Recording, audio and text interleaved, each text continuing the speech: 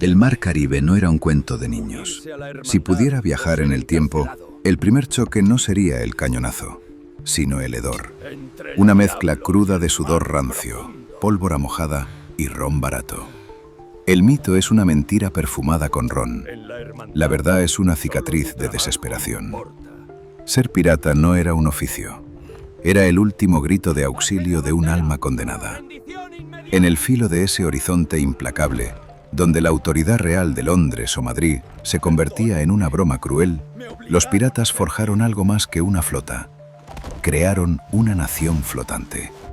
Sus barcos, crujiendo bajo el peso de la sal y el abandono, no llevaban héroes, llevaban parias. Entre maderas podridas y cubiertas resbaladizas, construyeron una sociedad brutal y efímera, pero tan organizada que desenmascara por completo la jerarquía del mundo civilizado que acababan de quemar a sus espaldas. Nadie deseaba la vida pirata, a menos que ya hubiera perdido toda esperanza en la tierra. Los piratas no surgían de la cuna con un sable en mano. Eran forjados en el yunque de la desesperación, la traición o el accidente más funesto. Durante los 50 años de furia de la Edad de Oro, 1680-1730, una tripulación pirata era un espectáculo para la vista. Olvídese de los uniformes pulcros de la Marina. Esto era el basurero viviente de la humanidad. Una docena de orígenes, un centenar de motivos y ni un solo futuro garantizado. Cuando las fragatas de la corona capturaban estos navíos, los inspectores se quedaban estupefactos. Encontraban desertores de la Royal Navy junto a esclavos fugitivos, a menudo el 30% de la tripulación, terratenientes arruinados, cirujanos que habían cometido negligencia y estafadores de poca monta. Esta mezcla explosiva hacía de la nave pirata el lugar más democráticamente diverso del siglo. ¿Moralidad? No. Era simple pragmatismo. Los piratas no podían darse el lujo de la discriminación. Solo les importaba una cosa. ¿Puedes sostener un sable y arrastrar un cañón? En 1704, un hombre que colgó el pabellón negro para vivir en la legalidad escribió una carta impactante. El mar acoge a quien se atreva, y el capitán pirata acepta al paria, al negro, al noble caído, siempre que su brazo esté firme. En la hermandad, solo el peso de tu trabajo importa, no la cuna de donde vienes. Historia sorprendente. Stede Bonnet, el barco de la fuga. Si busca la ironía brutal, mire a Stede Bonnet. Este hombre no huyó del hambre, huyó de la cena. Bonnet era un rico, respetado terrateniente de Barbados, un hombre con una mansión, una fortuna y, según la leyenda, una esposa tan insufrible que su matrimonio se sentía como una condena a cadena perpetua. En 1717, Bonnet tomó una decisión demencial. Sin tener la menor idea de cómo navegar, compró su propia balandra, la bautizó Revenge, venganza, y la equipó con 10 cañones. En lugar de robar un barco o unirse a una banda, se convirtió en el único pirata conocido que compró su camino a la ilegalidad. Y pagó un sueldo fijo a su tripulación, rompiendo el sistema de reparto de botín. El caballero pirata eligió el riesgo de la horca sobre la monotonía de su propia sala de estar, demostrando que para algunos la piratería era el único escape de una vida que se había vuelto intolerable. Pero volvamos a la tripulación. Lo que la separaba de cualquier buque de guerra no era el parche en el ojo, sino la política. Mientras que la Marina Real operaba bajo un látigo y una jerarquía de hierro, el barco pirata era, chocantemente, un experimento de socialismo anárquico. El capitán no era un rey, era un líder de equipo. El quartermaster, contramaestre, a menudo tenía más poder sobre las decisiones diarias que el propio capitán. Y el capitán podía ser despedido por voto popular si perdía el respeto, la confianza o, peor aún, el dinero. Los piratas redactaron los artículos piratas o códigos que eran ni más ni menos que los primeros contratos laborales escritos de la historia marítima. Eran una constitución brutal. Definían la distribución del botín, las reglas del juego y, lo más revolucionario de todo, el seguro por discapacidad. ¿Una bala te costó un ojo o un dedo durante la refriega? 100 piezas de 8. ¿Una pierna o un brazo? 600. Un artículo famoso prometía: si algún hombre pierde una extremidad, recibirá 800 piezas de A8. Para poner esto en perspectiva, un trabajador honrado en el puerto ganaba 60 a 80 piezas en todo el año. Los piratas estaban ofreciendo indemnizaciones que harían sonrojar a cualquier banquero. Era un plan de salud forjado por la clase trabajadora misma. Todas las grandes decisiones, elegir un objetivo de asalto, decidir dónde fondear, se votaban. Cada pirata, desde el cocinero hasta el artillero, tenía un voto. El temido capitán Black Sam Bellamy quiso una vez abordar un navío fuertemente armado en 1718. Su tripulación, de manera sensata, votó en contra. A pesar de su furia, Bellamy se cuadró. Intenté eso en la marina y la disciplina militar le costará la espalda. Esta democracia salvaje tenía una razón de ser. Una tripulación con voz lucha con el corazón. Pero que nadie confunda autonomía con amabilidad. El precio de la traición era la muerte lenta. Robar del tesoro común significaba ser abandonado, marooning, en un islote de coral bajo un sol abrasador con un diminuto arsenal, una botella de agua y un pistolón con una sola bala. En esta justicia expedita no había tribunal de apelación. La sentencia se cumplía antes de que el sol se pusiera. Y sin embargo, fue de este caos y esta necesidad que nació la hermandad. A pesar de que el trato era igualitario, ¿puede una sociedad construida sobre el robo realmente ofrecer libertad racial? Y lo que es más impactante, ¿cuál era el destino reservado a las mujeres que osaron tomar un sable y desafiar el mundo dominado por hombres? Si este viaje a la verdadera vida de los piratas te ha enganchado, asegúrate de suscribirte para el capítulo 2 y deja un comentario.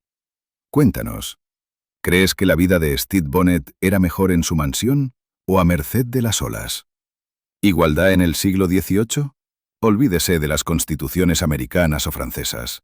La única sociedad que garantizaba la igualdad racial y la oportunidad de ascenso a un esclavo fugitivo no era una metrópolis ilustrada, sino un barco pirata hediondo, con cañones cargados y el pabellón negro ondeando al viento. La piratería era el único lugar de trabajo donde el color de tu piel no importaba tanto como el color de tu bandera. La paradoja más violenta de la edad de oro de la piratería es esta. Mientras que las plantaciones y las flotas navales de Europa trataban a los hombres como mercancías, los piratas los trataban como socios.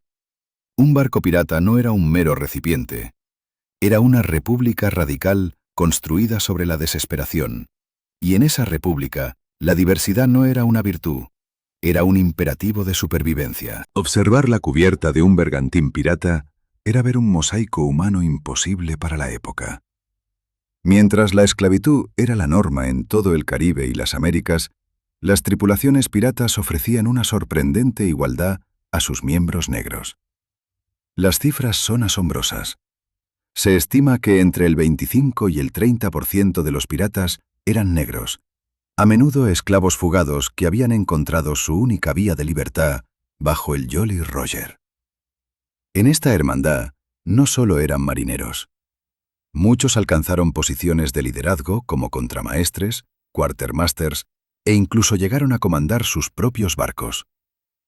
En la década de 1670, algunos controlaban tramos clave de la costa cubana.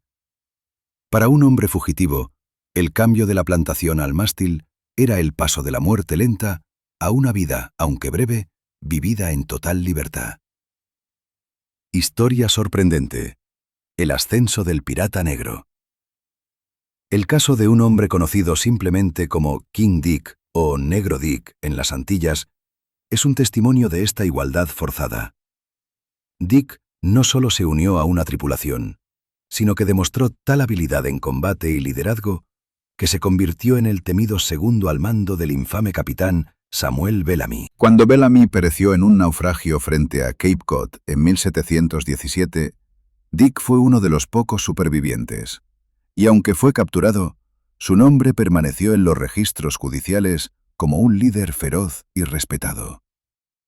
La promesa del botín y la oportunidad de mandar eran los únicos incentivos que podían hacer que un hombre olvidado por la sociedad se convirtiera en un comandante temido en el mar. Pero si la diversidad racial era impactante, la presencia de mujeres era una bomba de tiempo sociológica. Aunque eran infrecuentes, las mujeres piratas no eran desconocidas, y a menudo demostraban ser tan formidables como sus homólogos masculinos, si no más.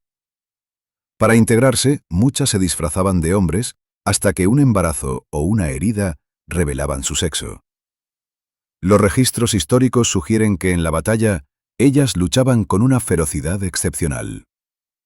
Durante una escaramuza, la legendaria Mary Read desafió a su tripulación masculina, que se escondía bajo cubierta, exigiéndoles a gritos que salieran y lucharan si es que de verdad se consideraban hombres. Su desprecio por la cobardía masculina era tan público como su habilidad con el sable. La lealtad de la tripulación no estaba con ningún rey o país, sino con la gente que tenía a su lado.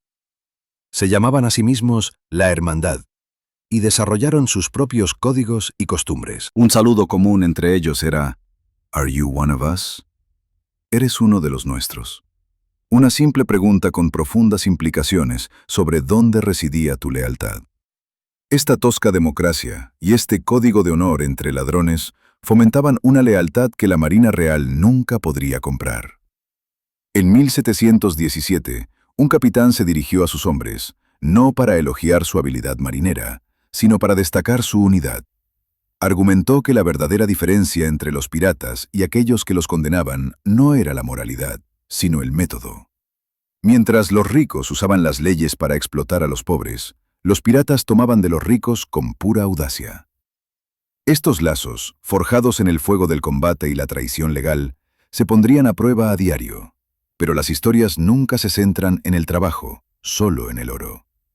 La vida del pirata era un 90% de trabajo monótono y un 10% de terror absoluto. Mientras las leyendas se centran en el tesoro enterrado y los duelos dramáticos, la hermandad se enfrentaba a una realidad diferente. Cuando el horizonte no ofrecía barcos que saquear, la mayoría de los días estaban llenos de trabajo agotador, de aburrimiento paralizante y de una batalla constante contra la naturaleza misma.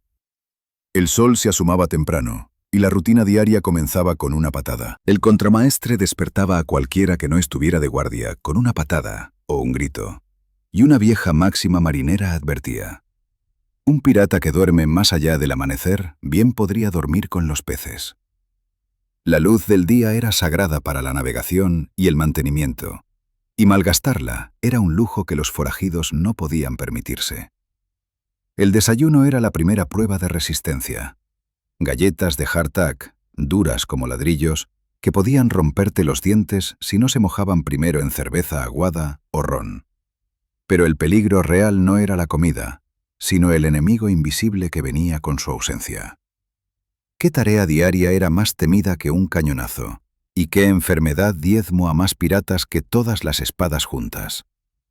El terror de la vida cotidiana y la asombrosa organización del trabajo a bordo te esperan en el capítulo 3. La vida del pirata era simple. 90% rutina aplastante, 10% terror ciego, y si tenías suerte, 1% de oro. Olvídese de los duelos al amanecer. La verdadera batalla se libraba cada día contra la putrefacción de la madera, la sed y la enfermedad invisible que disolvía los dientes en las encías. El horizonte no ofrecía botín, ofrecía una condena a trabajo forzado. Cuando el sol se asomaba por el horizonte, la idílica imagen del pirata disolviéndose en el rocío de la mañana era destrozada por una patada. El capitán, ocupado en asuntos de mayor calado o simplemente durmiendo su resaca, no se rebajaba a estas tareas. Era el contramaestre, quartermaster, quien aplicaba la ley del alba. Un pirata que duerme más allá del sol, decían, bien podría dormir con los peces. La luz era preciosa. Malgastarla en sueño era traicionar a la hermandad. La primera prueba del día era la comida. Olvídese de un festín. Los piratas sobrevivían a base de hardtack, un ladrillo de harina y agua tan duro que podía romperte los dientes si no lo ablandabas. Un desayuno típico consistía en empapar esta galleta de piedra en cerveza aguada o ron para evitar la fractura dental, a veces acompañado de carne salada si quedaba alguna. Pero el verdadero depredador no tenía sable, era el escorbuto. La deficiencia de vitamina C era la plaga silenciosa que diezmaba a más tripulaciones que todos los galeones españoles juntos. Las encías se hinchaban y sangraban, las heridas se reabrían y el cansancio te hundía en una desesperación sombría. Los capitanes astutos sabían que asaltar una plantación para robar limas o naranjas era a menudo más vital que robar plata, pues los cítricos eran el único escudo conocido contra esta muerte lenta. Tras la prueba del hardtack, llegaba la distribución de tareas. Mientras la democracia pirata era sagrada para las grandes decisiones, el trabajo diario era una dictadura de la habilidad. El contramaestre repartía las asignaciones. Los excarpinteros mantenían el casco. Los antiguos artilleros navales cuidaban los cañones, y los que sabían de navegación se turnaban al timón. Pero había un trabajo que nadie podía evitar: fregar la cubierta. Los barcos de madera, constantemente azotados por el sol, el salitre y la humedad, se pudrían rápidamente. Para evitar que el barco se hundiera, las cubiertas se fregaban a diario con una piedra sagrada, Holy Stone, una especie de arenisca blanda y agua de mar. Este trabajo, realizado de rodillas bajo el sol tropical, era monótono y agotador. De este infame ritual proviene la frase «entre el diablo y el mar profundo», «between the devil and the deep blue sea». El diablo era la costura más larga y difícil de limpiar del tablazón de la cubierta, y el mar profundo era el destino si te resbalabas. Las velas, el motor del pirata, requerían una atención implacable. El viento, la lluvia y la sal las desgarraban. Muchos piratas se convirtieron en expertos con la aguja y el hilo, aunque era un talento que rara vez mencionaban. Se dice que un pirata famoso le dijo a su contramaestre: «Deja que otros crean que maté a 15 hombres con mi sable, pero calla sobre las 3 horas que pasé zurciendo la vela mayor». La supervivencia dependía de este silencioso e ingrato arte. Y luego estaba el agua. En el Caribe, el agua dulce almacenada en barriles se echaba a perder rápidamente, convirtiéndose en un líquido pútrido y baboso. Sin embargo, era más preciosa que el oro. La sed de la hermandad. Los registros de los buques piratas capturados muestran que los barriles de agua se custodiaban más celosamente que los cofres del tesoro. Un escalofriante relato del siglo XVIII describe una tripulación pirata que durante una sequía desesperada ejecutó a 3 de sus propios hombres por beber en secreto raciones adicionales de agua. Este acto brutal no fue un castigo por robo de oro, sino por violar la ley más sagrada de la hermandad: la supervivencia colectiva. El capitán dictó la sentencia no por crueldad, sino para asegurar que el resto de la tripulación viviera lo suficiente para luchar otro día. Una lección brutal de que la democracia pirata terminaba donde comenzaba la sed. Las armas también exigían su tributo diario. El aire salino corroe el metal con velocidad furiosa. Los piratas dedicaban horas a limpiar sus pistolas, afilar sus sables y mantener la pólvora seca, lo que era casi imposible en la humedad tropical. La higiene personal era una quimera. Los marineros pasaban meses sin un lavado adecuado. A lo sumo, se enjuagaban con agua de mar durante las tormentas. El resultado era un hedor legendario. Un capitán mercante capturado en 1718 escribió que se rindió no solo por las armas del pirata, sino porque su insoportable hedor ya había comenzado a abordar mi nave a 100 metros de distancia. Esta rutina extenuante, esta miseria diaria, era el precio de su breve y arriesgada libertad. Pero para los exesclavos o los hombres que huían de la horca, era un precio que valía la pena pagar. La monotonía se rompería de repente. En medio del frote de la piedra sagrada, un grito rasgaría la calma del Caribe, un sonido que significaba oro o la muerte. Cómo un puñado de barcos harapientos localizaba a los galeones de la corona en el vasto Atlántico y por qué el capitán más temido prefería huir antes que luchar. La respuesta está en la estrategia silenciosa de la caza pirata. Descúbrelo en el capítulo 4. El mar es vasto, y la suerte es una amante voluble. Contradiciendo el mito, los piratas no eran lobos estúpidos que aullaban al viento. Eran zorros astutos. La caza no era un juego de azar. Era una partida de ajedrez donde la inteligencia valía más que cualquier cañón. La verdadera pregunta no es cómo atacaban, sino cómo encontraban a su presa en el infinito azul. La monotonía del cepillado de cubierta y el hedor a pescado salado se rompía con un solo grito que venía desde el puesto del vigía. ¡Vela a la vista! Pero este avistamiento no significaba un ataque inmediato. Significaba el inicio de una compleja coreografía. Los piratas raramente vagaban por el Atlántico esperando un encuentro al azar. El mar era demasiado grande para tales esperanzas. El éxito dependía de una planificación meticulosa, inteligencia sólida y un posicionamiento estratégico casi militar. Para los piratas, la información era literalmente oro líquido. Antes de zarpar, las tripulaciones se basaban en una vasta red de espías y cómplices en las ciudades portuarias. Funcionarios portuarios corruptos eran sobornados por los horarios de navegación. Taberneros con oído fino escuchaban conversaciones sobre valiosa carga, e incluso respetables mercaderes de buena fe ocasionalmente proporcionaban soplos a cambio de una parte del botín. Historia sorprendente. El socio secreto del mercader. Los archivos de los tribunales coloniales de la década de 1720 revelaron una verdad chocante. Casi el 20% de los piratas capturados implicaron a empresarios legítimos como sus socios secretos. Estos comerciantes respetables, a menudo dueños de las mismas mercancías que decían lamentar haber perdido, financiaban indirectamente la piratería para eliminar a sus competidores o reclamar seguros fraudulentos. Un pirata, poco antes de ser colgado, comentó cínicamente: «La única diferencia real entre los piratas y los mercaderes es que los piratas admiten abiertamente el robo, mientras que los mercaderes se esconden detrás de la respetabilidad».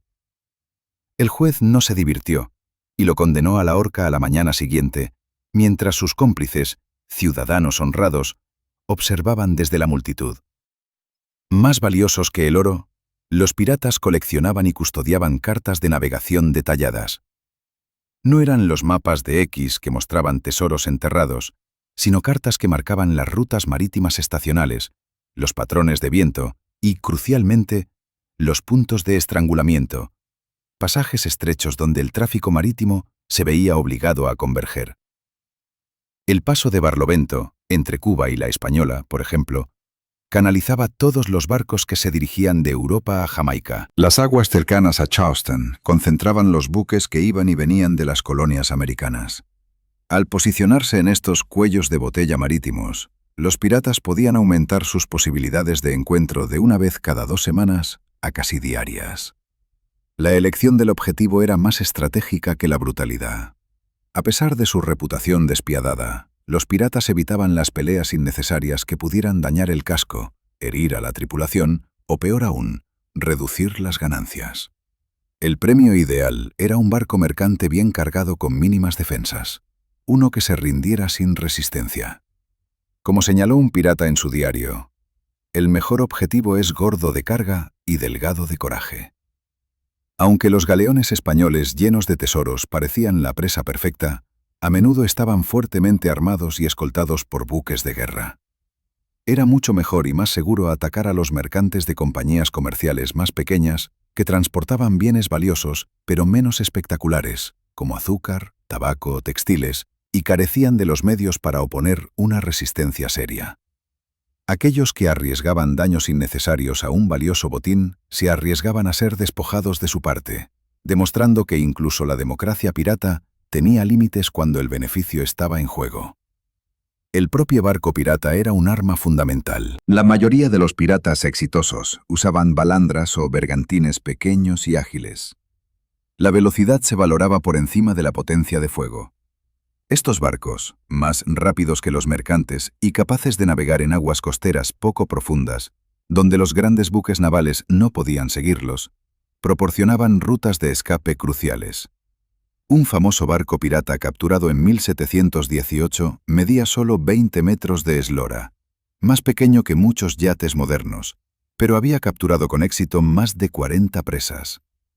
El acercamiento era un acto de teatro psicológico. Para evitar alarmar a su presa, los piratas navegaban bajo una bandera amistosa o neutral, una práctica conocida como navegar bajo falsas banderas. Solo cuando estaban lo suficientemente cerca para el abordaje, izaban el infame pabellón negro, Jolly Roger, a menudo adornado con esqueletos, calaveras o corazones sangrantes, símbolos destinados a paralizar a la presa e inducir a la rendición sin luchar. Este revelador momento iba acompañado de un tiro de advertencia a través de la proa.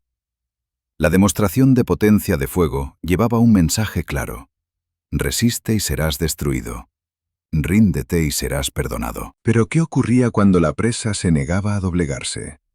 ¿Cómo un puñado de forajidos, superados en tamaño y a veces en armamento, convertía una escaramuza en un baño de sangre? ¿Y qué arma psicológica era más potente que cualquier cañón? El arte brutal de la guerra pirata y el terror del abordaje te esperan en el capítulo 5. Escuche el sonido. No es el choque de sables lo que aterra. Es el silencio que precede a la furia. Es el momento en que el pabellón negro asciende por el mástil como una sentencia de muerte. Si la caza era ajedrez, el abordaje era un relámpago de violencia coordinada. El objetivo no era hundir el barco, sino robarlo. Y para eso, la reputación valía más que toda la pólvora del Caribe. El momento de la verdad llegaba cuando el capitán mercante, aterrorizado, finalmente bajaba su bandera. Pero si se negaba, si se atrevía a resistir, la hermandad desataba un infierno calculado. Los piratas eran depredadores prácticos. Evitaban la destrucción innecesaria que pudiera dañar el casco o, peor aún, el valioso cargamento. Un capitán pirata solía advertir a sus artilleros: dañar la bodega de carga significa convertir el tesoro en comida para peces. El ataque se centraba en la inmovilización. Los disparos no apuntaban al centro del casco, sino a las velas y el aparejo, para desgarrar el lienzo y romper los mástiles. Una vez que el mercante quedaba a la deriva, la nave pirata se pegaba al costado como una sandijuela, y comenzaba el caos. El abordaje, el teatro del terror. El abordaje era el corazón de la guerra pirata. Arpías de hierro y cuerdas, conocidas como ganchos de abordaje, eran lanzadas para inmovilizar los dos barcos.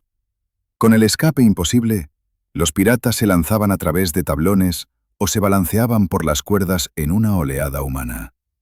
Pero el impacto no era solo físico, era psicológico. Los piratas cultivaban una imagen aterradora para maximizar el terror. 1. Humo demoníaco.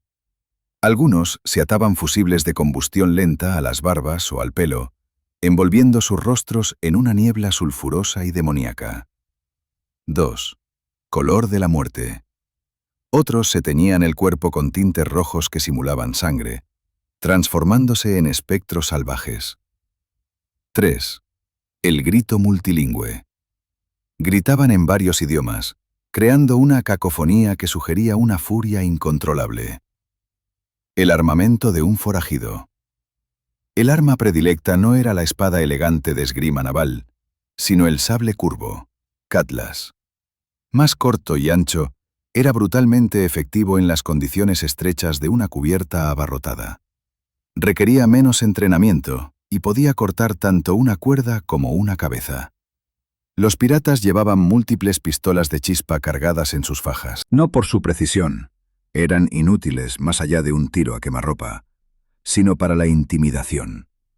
Un marinero mercante capturado una vez relató: me rendí no porque pudieran disparar bien, sino porque podían fallar 6 veces antes de que yo tuviera la oportunidad de disparar una. También usaban hachas de abordaje, herramientas duales con una hoja afilada en un lado y una púa en el otro. podían romper el cráneo de un defensor o derribar la puerta de una cabina con igual facilidad. Para despejar cubiertas antes del asalto, usaban granadas de vidrio, explosivos primitivos llenos de pólvora y clavos, lanzados para sembrar el pánico. El combate era brutalmente corto. Rara vez duraba más de 15 minutos. El objetivo era crear una impresión tan rápida de derrota inevitable que la tripulación mercante se rindiera sin luchar, preservando la vida en ambos bandos. Historia sorprendente. La furia de Vane y la disciplina pirata. El famoso capitán Charles Vane era conocido por su crueldad, pero incluso él estaba sujeto a la regla pirata: evitar peleas innecesarias con los buques de guerra. En 1718, el buque de Vane fue confrontado cerca de las Bahamas por una fragata francesa mucho más grande. La tripulación, siguiendo el pragmatismo pirata, quería huir. Vane, un hombre orgulloso y obstinado, se negó. Argumentó que un pirata de verdad lucharía hasta el final. Su contramaestre, un hombre llamado Jack Rackham, que pronto sería famoso por derecho propio, lideró el voto contra Vane. Al final, la tripulación decidió no enfrentarse a la fragata. Vane se enfureció, pero no pudo ignorar la voluntad democrática. En un acto de desafío, disparó 2 cañonazos a la fragata antes de huir a toda vela, poniendo en peligro a toda su tripulación. Este acto de desobediencia y riesgo innecesario le costó su puesto. Unos días después, la tripulación votó para deponerlo, y Charles Vane fue abandonado en un bote con algunos leales, mientras Rackham tomaba el mando. Esta historia demuestra que, aunque el capitán podía ser el más sanguinario, la hermandad valoraba la vida y el botín por encima de la locura personal de cualquier líder. Una vez que el mercante era tomado, comenzaba la parte más peligrosa del asalto: la gestión de prisioneros. Las tripulaciones capturadas a menudo superaban en número a sus captores. Los piratas separaban inmediatamente a los oficiales de los marineros comunes. A los marineros se les ofrecía una opción directa: unirse a la hermandad o ser encarcelados. Los registros muestran que alrededor del 35% de los piratas comenzaron su carrera de forajidos después de ser capturados, trayendo consigo valiosas habilidades y conocimientos sobre futuros objetivos. Pero ¿qué destino esperaba a los valientes que luchaban hasta el final? Y con toda esta violencia y brutalidad, ¿cómo manejaban los piratas las heridas? El ron no era el único anestésico que utilizaban, y los planes de indemnización por lesiones eran solo el comienzo de su sorprendente medicina. Descúbrelo en el capítulo 6. El combate termina, pero el infierno apenas comienza. Olvídese del botín. El verdadero riesgo en la cubierta recién tomada era la metralla, los splinters y la infección. La vida de un pirata era corta, y si una bala no te mataba, la gangrena te lo haría. Sorprendentemente, la asistencia médica en el barco pirata era en muchos casos más avanzada y mejor financiada que en la Marina Real. Una vez que el humo de la pólvora se disipaba y el mercante bajaba sus colores, comenzaba la fase más crítica y peligrosa: el caos del saqueo y la gestión de heridos. Las heridas de sable en brazos y hombros eran comunes, seguidas de lesiones por metralla y astillas de madera que volaban por la cubierta. Para combatir el dolor y la infección, el ron no era un lujo, era un instrumento quirúrgico. Servía como anestésico, antiséptico y, a menudo, como única fuente de valor para el paciente. La medicina del ron y el hacha. La presencia de un cirujano a bordo de un barco pirata era una prioridad absoluta. De hecho, los cirujanos de los barcos mercantes capturados eran siempre los primeros a quienes se ofrecía un puesto en la hermandad, a menudo bajo la amenaza del sable si se negaban. El cuidado médico a bordo era brutal, pero, por necesidad, sorprendentemente eficiente para su tiempo. 1. Limpieza. Las heridas se limpiaban con alcohol, ron o agua de mar, un método que a menudo causaba más dolor que la lesión original. 2. Cauterización. Las heridas profundas se sellaban con alquitrán caliente, un método rápido para evitar la infección, aunque dejaba cicatrices permanentes. 3. Amputación. Para las lesiones graves de las extremidades, un brazo destrozado por un cañonazo o una pierna gangrenada, la amputación era la norma. Los cirujanos piratas realizaban estas operaciones con una velocidad notable, utilizando un cuchillo afilado, a veces el cutlass limpio, y una sierra, todo con el ron como único alivio para el dolor. Lo más revolucionario eran los artículos piratas. Como ya vimos, estos documentos garantizaban una compensación financiera por las lesiones sufridas en combate. Perder una pierna no solo significaba dolor, significaba 800 piezas de A8, una suma considerable. Esto creó un extraño sistema de incentivos donde la tripulación se preocupaba genuinamente por la salud de los heridos, sabiendo que su valor como combatientes disminuía si no se recuperaban. El destino de los prisioneros. El bautismo del terror. Una vez que la sangre se limpiaba, el foco se trasladaba a los prisioneros. Este era el momento más peligroso para los piratas, ya que las tripulaciones capturadas a menudo los superaban en número. Su estrategia era inmediata y calculada. 1. Separación. Los oficiales, capitán, contramaestre, piloto, eran inmediatamente separados de los marineros comunes. Los oficiales eran interrogados y a menudo retenidos para obtener un rescate o para ser usados como rehenes. 2. La opción directa. A los marineros se les ofrecía una elección: unirse a la hermandad o ser encarcelados en la bodega hasta que el barco llegara a un puerto seguro. Muchos elegían la vida de pirata en el acto. Los registros de los tribunales coloniales son claros. Más de un tercio, aproximadamente el 35%, de los piratas capturados comenzaron sus carreras después de ser capturados, trayendo consigo habilidades valiosas, como artillería o navegación, y lo más importante, información interna sobre las rutas comerciales. Historia sorprendente.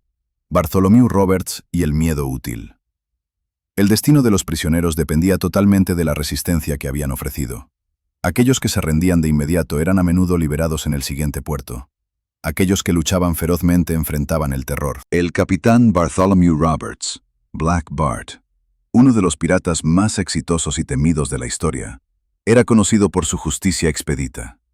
En una ocasión, capturó un barco mercante cuyo capitán se había atrevido a resistir.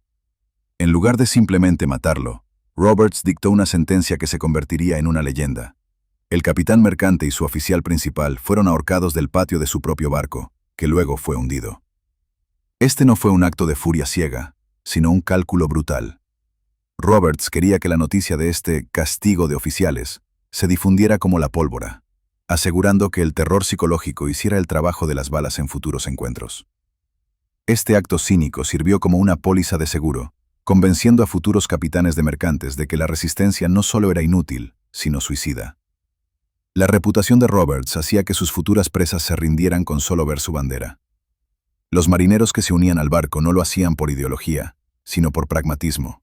La piratería, aunque peligrosa, ofrecía una vida más libre y potencialmente más rica que el servicio naval o la servidumbre. Pero, ¿de qué sirve todo este oro y esta libertad si el final es siempre el mismo?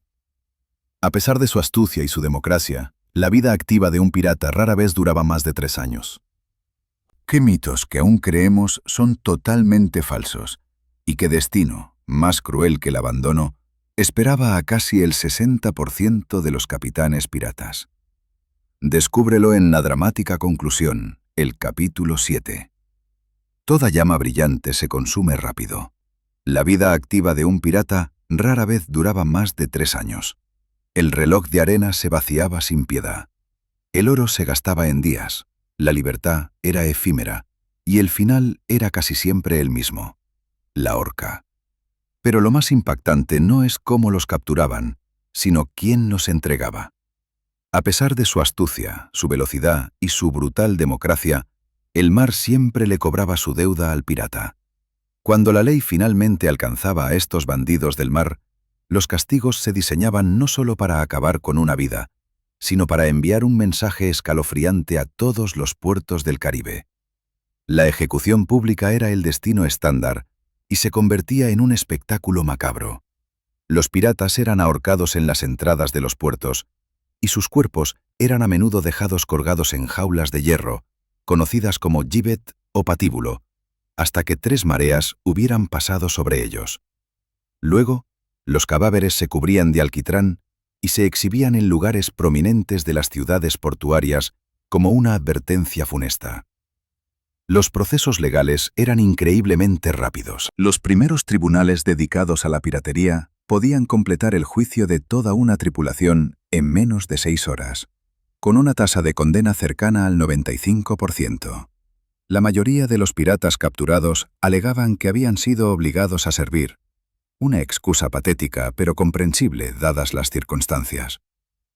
La gran traición. ¿Dónde estaba la hermandad? La traición era el verdadero enemigo del capitán. Tal vez el mito más grande de todos rodea la lealtad de la hermandad. Historia sorprendente. La lealtad rota de la Orca. La realidad histórica es brutal. Casi el 60% de los capitanes piratas capturados durante la Edad de Oro fueron entregados a las autoridades por sus propios tripulantes. ¿El motivo? Misericordia, o la promesa de una recompensa monetaria. El honor entre ladrones tenía sus límites cuando la silueta de la orca se alzaba en el horizonte. En el caso de Captain Kidd, su propia tripulación desertó y testificó en su contra. En el caso del pirata George Lowther, sus hombres, cansados de su crueldad y temiendo el inevitable final, lo traicionaron en el momento más oportuno. Esta historia demuestra que la democracia pirata era un contrato de supervivencia. Si un capitán ponía en peligro a la hermandad no dudaba en sacrificar al líder para salvarse a sí misma. Los mitos que aún creemos.